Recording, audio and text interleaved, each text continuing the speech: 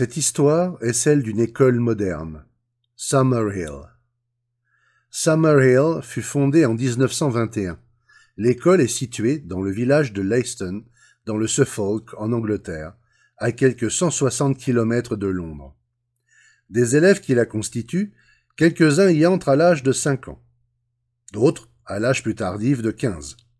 En général, ils y restent jusqu'à 16 ans. Nous y avons la plupart du temps 25 garçons et 20 filles. Les enfants sont divisés en 3 groupes, selon leur âge. Les plus jeunes de 5 à 7 ans, les moyens de 8 à 10 ans, et les grands de 11 à 15 ans.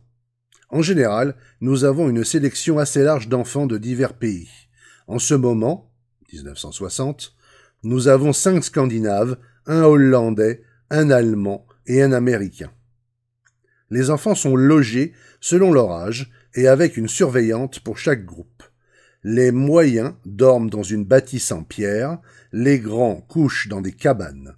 Seuls, 1 ou 2 des plus âgés ont une chambre personnelle. Les garçons vivent à 2, 3 ou 4 par chambre, les filles de même. Les élèves ne sont soumis à aucune inspection de chambre et personne ne range leurs affaires. Ils sont libres. Personne ne leur indique quels vêtements ils doivent porter. Ils portent ce qu'ils veulent, quand ils le veulent. Les journaux appellent Summerhill l'école à la va comme je te pousse, impliquant par là qu'elle est fréquentée par une bande de sauvages qui ne connaissent ni loi ni manière. Il me semble par conséquent nécessaire d'écrire son histoire aussi honnêtement que possible. Il est naturel que j'ai des préjugés, mais je m'efforcerai toutefois de montrer les mauvais aussi bien que les bons côtés de Summerhill. Ces bons côtés sont ceux qu'on rencontre chez les enfants sains, dépourvus de crainte et de haine.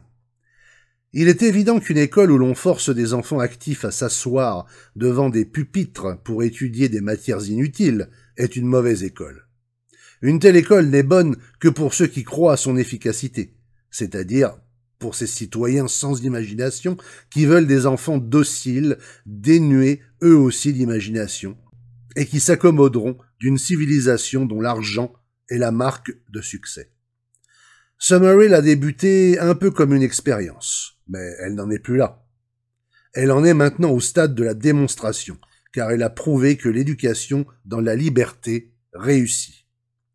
Lorsque nous avons ouvert l'école, nous avions, ma première femme et moi, une vision fondamentale, celle d'une école qui serve les besoins de l'enfant plutôt que l'inverse. J'avais enseigné pendant bien des années dans des écoles traditionnelles. J'en connaissais donc la philosophie et je savais qu'elle était mauvaise.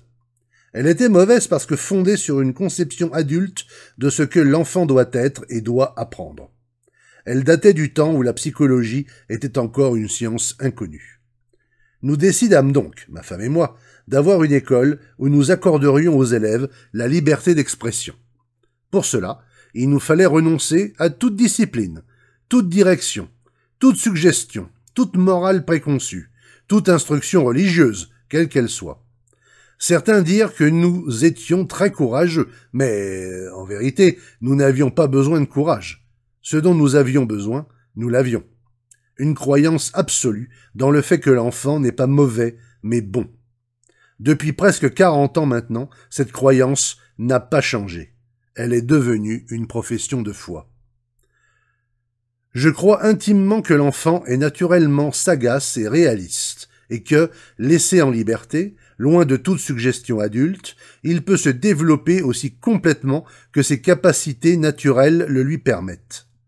Fidèle à cette logique, Summerhill reste un lieu où ceux qui ont les capacités naturelles et la volonté nécessaire pour devenir savants le deviendront, alors que ceux qui n'ont de capacité que pour balayer les rues les balayeront.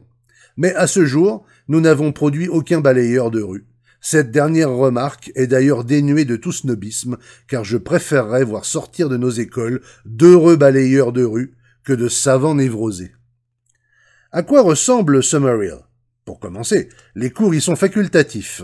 Les élèves peuvent les suivre ou ne pas les suivre selon leur bon vouloir, et cela pour aussi longtemps qu'ils le désirent. Il existe un emploi du temps, mais il n'est là que pour les professeurs. Les cours respectent généralement l'âge des élèves, mais quelquefois aussi leurs intérêts. Nous n'avons pas de méthode nouvelle, parce que nous ne pensons pas que, dans l'ensemble, les méthodes d'enseignement soient très importantes en elles-mêmes. Il importe peu que telle école enseigne la division à plusieurs chiffres par telle méthode et qu'une autre l'enseigne par une méthode différente. Car en définitive, la division n'a aucune importance en elle-même que pour celui qui veut apprendre à la faire. Et l'enfant qui veut apprendre à faire une division l'apprendra, quelle que soit la façon dont elle lui sera enseignée. Les élèves qui débutent à Summerhill dans la classe enfantine suivent les cours régulièrement depuis le jour de leur entrée, mais les élèves qui nous arrivent d'autres écoles jurent qu'ils ne se soumettront plus jamais à des devoirs détestables. Ils jouent, ils gênent les autres, mais ils refusent d'aller en classe. Cela dure parfois plusieurs mois. Le temps de convalescence est directement proportionnel à la haine qu'ils ont de leur ancienne école. Notre cas record a été celui d'une fille en provenance d'un pensionnat religieux. Elle a flâné 3 ans. En général, la période d'aversion pour l'étude est de 3 mois. Ceux auxquels l'idée de liberté est étrangère se demanderont ce qu'est cet asile de fous où les enfants jouent toute la journée, s'ils le désirent. Beaucoup disent « si j'avais fréquenté une telle école, je n'aurais jamais rien fait ». D'autres encore, ces enfants seront bien handicapés lorsque plus tard ils se trouveront en concurrence avec des enfants que l'on aura forcés à apprendre. Je pense à Jack, qui nous quitta à l'âge de 17 ans pour entrer dans une usine. Le directeur le fit appeler un jour. « Vous êtes le jeune gars de Summerhill, lui dit-il. Je serais curieux de savoir ce que vous pensez de l'éducation que vous y avez reçue maintenant que vous vous frottez à des gars qui sortent des vieilles écoles. Si vous aviez le choix aujourd'hui, iriez-vous à Eton ou à Summerhill ?»« Oh, à Summerhill, bien sûr, » répliqua Jack. « Mais qu'est-ce qu'on y apprend qu'on n'apprend pas ailleurs ?» Jack se gratta la tête. « Je sais pas, » dit-il lentement. « Je pense que c'est une école qui vous donne confiance en vous-même. »« Oui, » dit le directeur d'un ton caustique, « j'ai remarqué cela quand vous êtes entré dans mon bureau. »« Mon Dieu, » dit Jack en riant, « je suis désolé de vous avoir donné cette impression. »« Ça m'a plu, » dit le directeur. « La plupart des hommes qui entrent dans mon bureau se trémoussent d'un air inconfortable. Vous êtes entré comme un égal. Au fait, dans quel service avez-vous demandé à être transféré ?» Cette histoire montre que le savoir en soi n'est pas aussi important que la personnalité ou le caractère.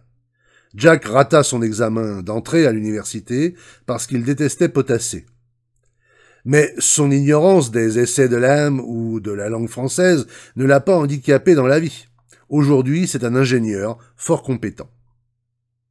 Malgré tout cela, on étudie beaucoup à Summerhill. Il est possible qu'un groupe de nos élèves de 12 ans ne puisse égaler une classe d'autres élèves du même âge en écriture, en orthographe ou dans le calcul des fractions. Mais dans un examen qui demande de l'originalité, nos élèves devanceraient de beaucoup les autres. Nous ne donnons pas, dans notre école, de composition proprement dite, mais de temps en temps, j'en donne une pour le plaisir. Il y a quelques années, lors d'une assemblée générale, au cours de laquelle tous les règlements intérieurs de l'école sont votés à l'unanimité, chaque élève et chaque membre du corps enseignant ayant une voix, il fut proposé qu'un certain coupable soit privé de cours pendant 1 semaine. Ses camarades protestèrent en invoquant la trop grande sévérité d'une telle punition. Les professeurs et moi-même avons une sainte horreur de tout examen. Pour nous, les examens d'entrée en faculté sont un anathème. Mais nous ne pouvons refuser d'enseigner les matières requises pour ces examens, car il est évident que tant que les examens seront nécessaires, ils seront nos maîtres. Aussi, les professeurs de Summerhill sont-ils tous qualifiés pour enseigner dans leur matière. Peu de nos élèves d'ailleurs désirent passer des examens, seulement ceux qui veulent entrer en faculté. Et ces élèves ne semblent avoir aucune difficulté à les préparer. En général, ils commencent à travailler à l'âge de 14 ans, et préparent leurs examens en 3 ans. Naturellement, ils ne les passent pas toujours du premier coup. Ce qui est important, c'est qu'ils insistent pour les repasser. Summerhill est probablement l'école la plus heureuse du monde. Nos élèves ne font pas l'école buissonnière et nous avons rarement des cas de nostalgie familiale.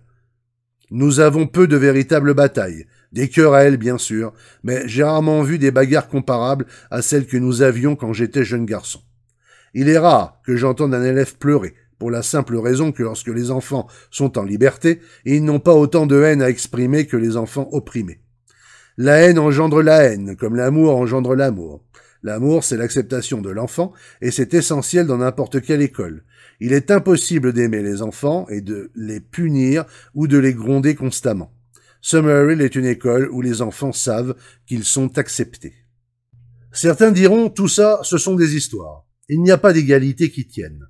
Neil est le maître, il est plus âgé et a plus d'expérience. C'est d'ailleurs vrai. Je suis le maître, et si la maison prenait feu, les enfants se rallieraient autour de moi.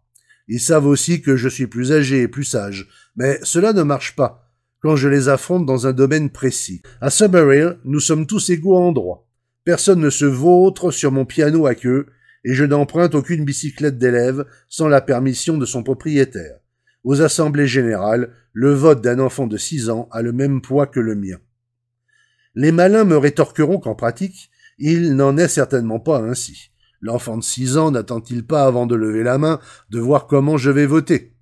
J'aimerais bien qu'il en fût ainsi, car trop de mes propositions sont ignorées. Les enfants élevés dans la liberté ne sont pas facilement influencés. L'absence de crainte explique ce phénomène. En fait, l'absence de crainte est la meilleure chose qui puisse arriver à un enfant. Nos élèves ne nous craignent pas. Un des règlements de l'école dit qu'après 10 heures du soir, le silence doit régner dans le corridor de l'étage supérieur. Un soir, vers 11 heures, une bataille de polochons était à son apogée, et je quittais mon bureau pour protester contre le vacarme. Comme j'atteignais l'étage supérieur, il y eut un sauve-qui-peut général, puis le silence complet. Soudain, une voix désappointée s'éleva. « Bon, ce n'est que Neil !» Et la bataille recommença de plus belle. Lorsque j'expliquai que j'essayais d'écrire un livre au rez-de-chaussée, chacun montra de la bonne volonté et promit de faire silence. Le sauve-qui-peut avait été provoqué par la quasi-certitude que c'était le surveillant, un élève de leur âge, qui venait rétablir l'ordre. J'insiste sur l'importance de l'absence de crainte de l'adulte. Un enfant de 9 ans vient me dire aisément qu'il a cassé un carreau avec son ballon. Il peut me le dire parce qu'il ne craint pas d'éveiller ma colère ou mon indignation. Il sait qu'il devra peut-être payer le carreau, mais il ne craint pas d'être sermonné ou puni. Les enfants établissent des contacts avec les étrangers d'autant plus facilement qu'ils ignorent la crainte. La réserve britannique n'est au fond que de la peur, et c'est pourquoi les gens les plus réservés sont ceux qui sont les plus riches. L'amabilité exceptionnelle dont font preuve les enfants de Summerhill vis-à-vis des visiteurs est toujours, pour les professeurs et moi-même, une source de fierté. Il est vrai que beaucoup de nos visiteurs sont des gens intéressants. Le type de visiteur vraiment indésirable à Summerhill, c'est l'instituteur, surtout l'instituteur sérieux qui demande à voir les dessins et le travail écrit. Par contre, le visiteur le plus apprécié, c'est celui qui raconte de bonnes histoires, d'aventures, de voyages ou mieux encore d'aviation. Les boxeurs, les joueurs de tennis sont entourés immédiatement, mais les faiseurs de théorie sont abandonnés sans rémission. Ce que nos visiteurs remarquent le plus fréquemment, c'est qu'ils ne peuvent distinguer les professeurs des élèves. C'est vrai parce que l'impression d'unité est très forte lorsque les enfants sont acceptés. Chez nous, il n'y a pas de différence particulière vis-à-vis des professeurs. Ces derniers mangent la même nourriture que les élèves et obéissent aux mêmes lois communautaires. Les enfants seraient fort irrités si des privilèges spéciaux étaient accordés au personnel enseignant. Une des questions que posent le plus fréquemment nos visiteurs est celle-ci. L'élève ne se retournera-t-il pas un jour contre vous pour blâmer votre école de ne pas l'avoir forcé à apprendre les mathématiques ou la musique? Je réponds généralement que rien n'empêchera jamais un jeune Einstein de devenir Einstein, ni un jeune Beethoven de devenir un Beethoven. Le rôle de l'enfant, c'est de vivre sa propre vie, et non celle qu'envisagent ses parents anxieux, ni celle que proposent les éducateurs comme la meilleure. Une telle interférence ou orientation de la part de l'adulte ne peut que produire une génération de robots. On ne peut pas faire apprendre la musique, ni aucune autre chose d'ailleurs, à un enfant sans le transformer plus ou moins en un adulte, privé de volonté. On forme alors un être qui accepte tout statu quo, une bonne chose pour une société qui a besoin de mornes bureaucrates, de boutiquiers et d'habitués des trains de banlieue. Une société qui, pour tout dire, repose sur les épaules rabougries du pauvre petit conformiste apeuré. Laissez-moi vous décrire une journée type à Summerhill. Le petit déjeuner est servi entre 8h15 et 9h. Professeurs et élèves portent leur plateau de la cuisine au réfectoire. Les lits doivent être faits, en principe, avant 9h30, quand les cours commencent. Au début de chaque trimestre, un emploi du temps est affiché.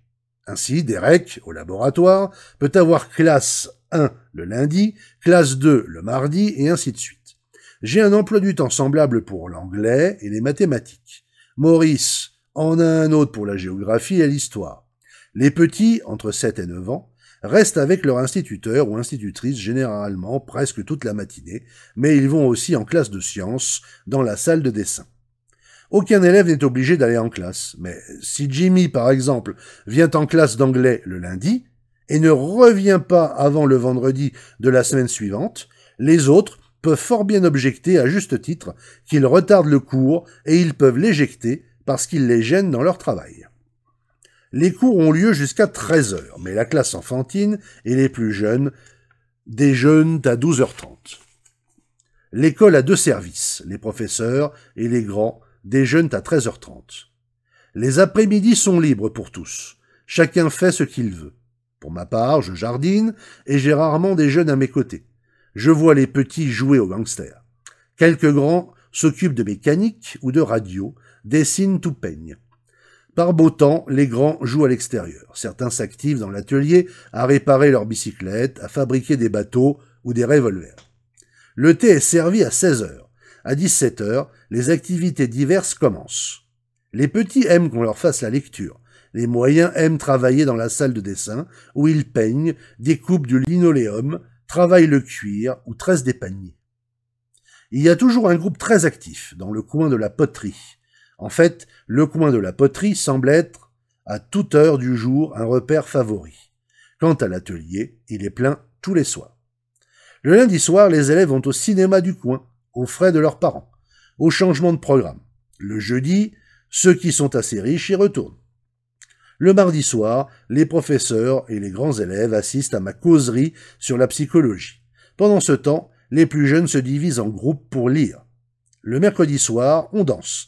Les disques sont choisis dans une grande pile. Les enfants sont tous de bons danseurs et certains de nos visiteurs avouent qu'ils se sentent inférieurs en dansant avec eux. Le jeudi soir, il n'y a rien de spécial. Les grands vont au cinéma à Lexton ou Alderburg. Le vendredi est réservé aux événements spéciaux, comme la répétition d'une pièce, par exemple. Le samedi soir est le plus important, car c'est celui de l'assemblée générale de l'école. Habituellement, on danse après. Pendant l'hiver, le dimanche soir, il y a théâtre. Il n'existe pas d'emploi du temps pour la menuiserie ou le travail manuel en général. Les enfants font ce qu'ils veulent. Et ce qu'ils veulent faire, invariablement, c'est un revolver, un fusil, un bateau ou un cerf-volant. Ils ne s'intéressent pas beaucoup au travail de détail du genre assemblage. Même les grands n'aiment pas beaucoup la menuiserie difficile. Peu d'entre eux s'intéressent à mon violon d'Ingres, le martelage sur cuivre, parce qu'ils ne trouvent pas beaucoup de fantaisie à une potiche en cuivre. Par beau temps, on ne risque pas de rencontrer les gangsters de Summerhill. Ils sont dans des coins retirés, occupés à préparer leur maître-coup. Par contre, on voit les filles. Elles sont dans la maison ou près de la porte, et jamais très loin des grandes personnes. Souvent, la salle de dessin est pleine de filles qui peignent ou font 1000 choses bariolées en tissu. Mais dans l'ensemble, je pense que les jeunes garçons sont plus imaginatifs. Du moins, je n'entends jamais un garçon se plaindre qu'il s'ennuie, parce qu'il n'a rien à faire, alors qu'il m'arrive d'entendre les filles se plaindre qu'elles s'ennuient. Il se peut que je trouve les garçons plus imaginatifs parce que notre école est mieux équipée pour servir les garçons que les filles. Les fillettes d'une dizaine d'années ne s'intéressent pas à la ferronnerie ou à la menuiserie. Elles n'ont aucun penchant pour le rafistolage de moteurs, non plus que pour l'électricité ou la radio. Elles ont bien leur travail manuel, qui comprend la poterie, le découpage du linoléum, la peinture et la couture, mais pour certaines, cela n'est pas suffisant. Cuisiner est aussi passionnant pour les filles que pour les garçons. Garçons et filles, également, écrivent et montrent leurs pièces eux-mêmes, font leurs costumes et leurs décors. En général, le talent des acteurs est d'un niveau élevé parce que leur jeu est spontané et dénué de cabotinage. Les filles paraissent aimer le laboratoire de chimie tout autant que les garçons. L'atelier est le seul endroit qui n'attire pas les filles de plus de 9 ans.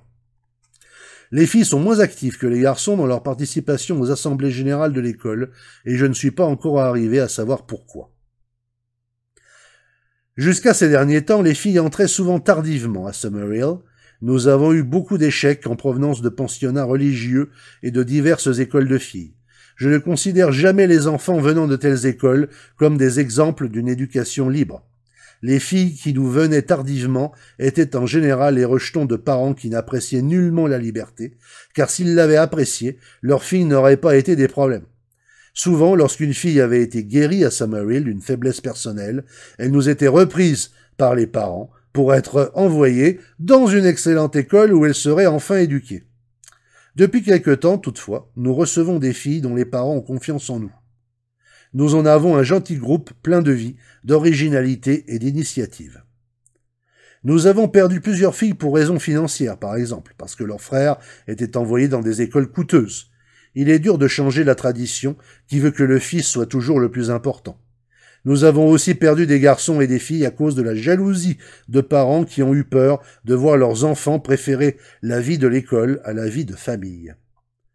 Summerhill a toujours eu quelques difficultés à survivre. Peu de parents ont la patience et la foi nécessaires pour envoyer leurs enfants dans une école où les élèves ont le choix entre jouer et étudier. Les parents tremblent à l'idée qu'à 21 ans, leurs fils ne seront pas capables de gagner leur vie. Aujourd'hui, les élèves de Summerhill sont en majorité des enfants dont les parents désirent qu'ils soient élevés sans discipline restrictive. C'est fort heureux, car dans le passé, j'avais souvent des fils qui m'étaient envoyés par leurs parents en désespoir de cause. De tels parents n'avaient pas à cœur la liberté des enfants, et, au fond, nous considéraient probablement comme une bande de détraqués. Il était très difficile d'expliquer les choses à ces irréductibles. Nos assemblées générales du Saint-Histoire, hélas, témoignent des conflits entre adultes et enfants. C'est naturel, car dans une communauté qui inclut des gens de tous âges, sacrifier tout aux enfants ruinerait à coup sûr et totalement ces derniers. Les adultes se plaignent donc si un groupe de grands les a empêchés de dormir par ses rires et ses conversations après l'heure du coucher. Harry se plaint qu'il a passé 1 heure à raboter un panneau pour la porte d'entrée, qu'il est parti déjeuner et qu'au retour, il a découvert que Billy avait converti son panneau en étagère. Pour ma part, je lance des accusations contre ceux qui ont emprunté mon matériel de soudure et ne l'ont pas remis en place. Ma femme n'est pas contente, parce que 3 petits sont venus se plaindre à elle d'avoir encore faim après le souper, qu'elle leur a donné du pain et de la confiture, et qu'elle a trouvé le pain par terre dans le couloir le lendemain matin. Peter annonce tristement qu'un groupe s'est servi de sa précieuse pâte à modeler au cours d'une bagarre dans la salle de dessin. La bataille entre le point de vue de l'adulte et le manque de conscience des jeunes n'en finit pas. Mais cette bataille ne dégénère jamais en conflit personnel, jamais en propos acerbes contre un individu en particulier. Cette bataille donne à Summerhill sa vitalité. Chaque jour, quelque chose arrive, et pas un jour, nous ne nous ennuyons. Il est heureux que les professeurs n'aient pas le sens de la propriété trop développé, quoique je doive admettre qu'il m'est pénible de découvrir qu'une fille a peint les pieds de son lit avec le pot de peinture que j'avais acheté pour un usage très spécial et qui m'avait coûté les yeux de la tête. Je suis très exclusif en ce qui concerne ma voiture, ma machine à écrire et mes outils. Mais je ne le suis pas quant aux êtres humains. Un homme jaloux ne fait jamais un bon directeur d'école. Les enfants de Summerhill montrent-ils la même agressivité que les autres enfants? À vrai dire, tout enfant devrait avoir une certaine agressivité pour avancer dans la vie. L'excès d'agressivité qu'on trouve chez les enfants opprimés n'est qu'une forte protestation contre la haine qui leur a été manifestée. À Summerhill, où l'enfant n'est pas haï par les adultes, l'agressivité n'est pas tellement nécessaire. Les enfants agressifs que nous avons proviennent invariablement de foyers sans amour et sans compréhension. Quand j'étais jeune garçon, à l'école de mon village, les saignements de nez étaient pour le moins hebdomadaires. L'agressivité qui pousse au combat, c'est la haine. Et les jeunes pleins de haine ont besoin du combat. Quand les enfants vivent dans une atmosphère d'où la haine est éliminée, ils n'en ont pas en eux-mêmes. La liberté à Summerhill, cependant, ne signifie pas pour autant abrogation du bon sens. Nous sommes très soucieux de la sécurité des enfants. Ils ne peuvent se baigner, par exemple, qu'en présence d'un surveillant pour 6 élèves. Aucun enfant au-dessous de 11 ans n'a le droit de rouler seul à bicyclette sur la route. Ces règlements ont été établis par les enfants eux-mêmes et votés au cours d'une assemblée générale. Dans la majorité des écoles où j'ai enseigné, les membres du corps enseignant formaient un petit noyau d'intrigue, de haine et de jalousie. Notre salle des professeurs est une salle où il fait bon vivre. La malveillance qu'on rencontre si souvent ailleurs n'a pas de place chez nous. Dans la liberté, les adultes acquièrent la même joie de vivre et la même bonne volonté que les enfants. Il arrive qu'un nouveau professeur réagisse en face de la liberté comme un nouvel élève. Il ne se rase pas, paraît au lit le matin, désobéit au règlement. Heureusement, le besoin chez l'adulte d'exprimer un complexe dure moins longtemps que chez l'enfant. Summerhill est un îlot isolé. Il ne peut en être autrement, puisque les parents de nos élèves vivent dans des villes très éloignées les unes des autres, ou dans des pays différents. D'autre part, puisqu'il est impossible de rassembler tous les parents en la ville de Leiston, Summerhill ne peut pas faire partie de la vie culturelle, économique et sociale de cette ville. Je m'empresse d'ajouter que Summerhill n'est pas un îlot isolé dans Leiston. Nous avons des contacts avec les gens du village, et les relations de part et d'autre sont amicales. Toutefois, fondamentalement, nous ne faisons pas partie de la commune. Il ne me viendrait pas à l'idée, par exemple, de demander au directeur du journal local de publier des articles sur la réussite de mes anciens élèves. Nous faisons des matchs contre les jeunes du village, mais nos aspirations sur le plan éducatif sont fort différentes. N'ayant aucune affiliation religieuse, nous n'avons aucun contact avec les diverses paroisses de la commune. Si Summerhill faisait partie de l'administration locale, nous serions obligés de donner un enseignement religieux à nos élèves. J'ai le sentiment très net que mon ami américain ne s'est pas très bien rendu compte de la portée de sa critique. Je crois qu'il a voulu dire exactement ceci. Neil n'est qu'un rebelle contre la société. Son système ne peut prétendre à rendre cette société harmonieuse, à combler le fossé entre la psychologie de l'enfant et l'ignorance sociale de cette psychologie, entre la vie et ce qui est contre la vie, entre l'école et le foyer. Tout ce que je peux dire, c'est que je ne fais pas de prosélytisme actif pour la société. Je ne peux convaincre cette société qu'elle doit se débarrasser de sa haine, de son masochisme, de son mysticisme. Je peux écrire et dire ce que je pense de la société, mais si j'essayais de la réformer activement, elle m'exécuterait comme un danger public. Je professe l'opinion que le but de la vie, c'est la poursuite du bonheur, c'est-à-dire la recherche d'un intérêt. L'éducation devrait être une préparation pour la vie. Notre culture, dans ce domaine, a échoué. Notre éducation, notre politique et notre économie ne nous mènent qu'à la guerre. Notre médecine n'a pas évincé la maladie. Notre religion n'a pas aboli l'usure et le vol. En dépit de nos prétentions à l'humanitarisme, l'opinion publique admet encore le sport barbare de la chasse.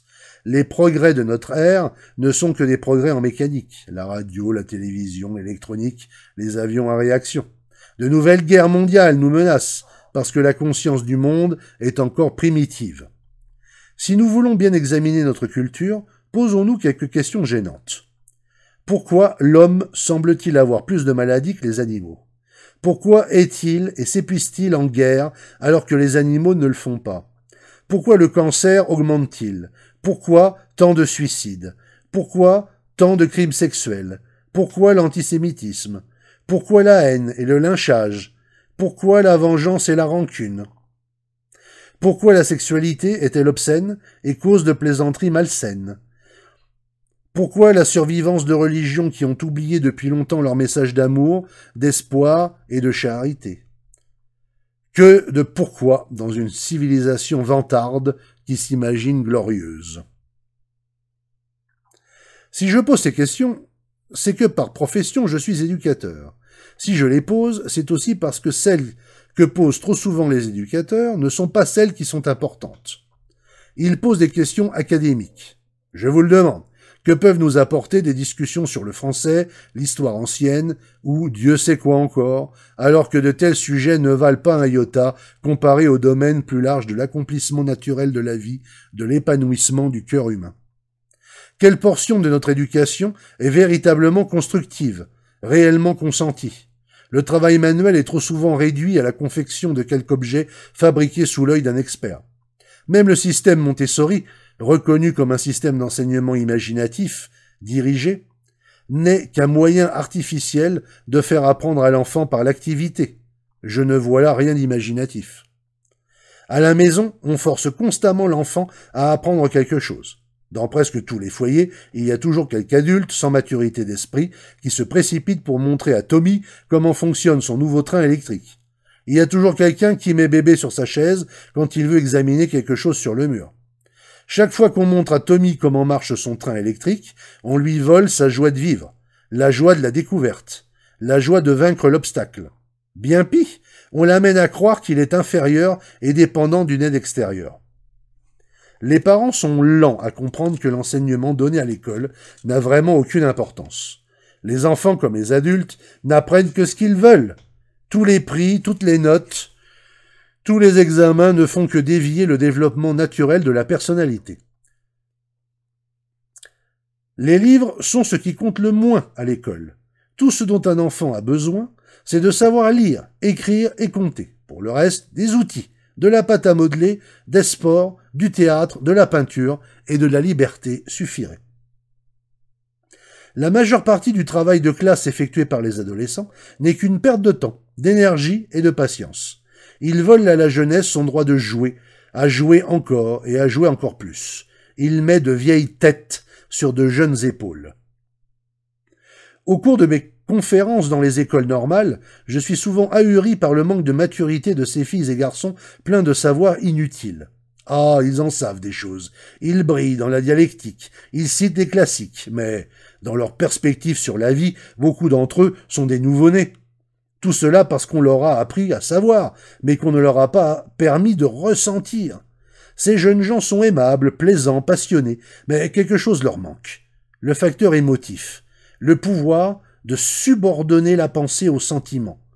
Je leur parle d'un monde qui leur a manqué et qui leur manquera toujours. Leurs livres d'études ne traitent pas du caractère humain, de l'amour, de la liberté, de l'autodétermination. Et ainsi le système se perpétue, qui ne cherche ses modèles que dans les livres et qui sépare la tête du cœur. Il est temps de remettre en question la notion de travail telle qu'elle est conçue dans nos écoles. C'est aujourd'hui un dogme que l'enfant doit apprendre les mathématiques, l'histoire, la géographie, un peu de science, un peu d'art et évidemment la littérature. Il est temps que nous réalisions que la moyenne des jeunes ne s'intéresse pas beaucoup à aucun de ces sujets. Cela m'est prouvé par chacun de mes nouveaux élèves. Quand ils apprennent que l'école est libre, chacun s'écrie « Hurrah !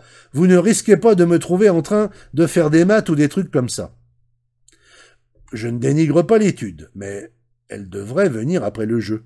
Et elle ne devrait jamais être assaisonnée de jeu pour la rendre plus agréable au goût. Étudier est important, mais pas pour tout le monde.